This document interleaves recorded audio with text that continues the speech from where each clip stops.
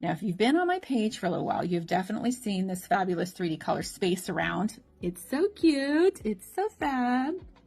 And it's really the foundation of everything that we do in hair color. And I say that because every natural head of hair that you work on, that color will live somewhere in this 3D color space. And every remaining pigment that you run into is also going to live in this 3D color space. And every tube of hair color, I don't care what brand you use, what level it is, what color it is, what category of color it is, it's going to live in this 3D color space. And when we start mixing remaining color from hair plus color in our deposit, it's really mixing all throughout that 3D color space. Now, when you're new, I won't suggest you dive into this quite yet. This is like your foundation of everything you do. But before you get into this, we're going to encourage you to start with a smaller piece. And the smaller piece is going to live right here, right in the center. And that, my friends, is your basic color wheel. Now, here are the things that you want to learn about your basic wheel. First thing you want to do is you want to get really familiar with all the basic hues that live on that color wheel.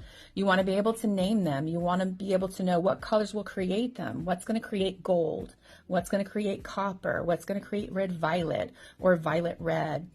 You'll also want to know what lives in the center. So we really encourage you as a hairdresser to think about the center as gray or neutral.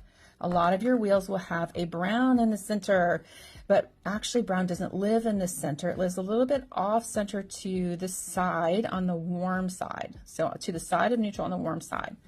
And the reason we differentiate the two is because in order to create a neutral versus a natural, you have to think about your color mixing a little bit differently.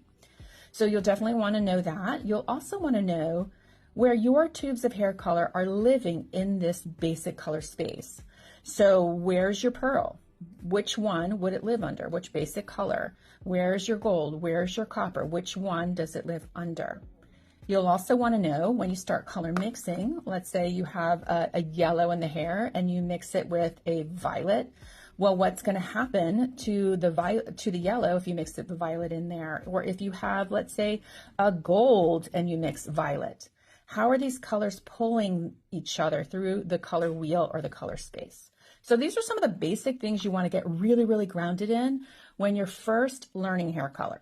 Don't dive into big stuff until you're really grounded in these very, very basics.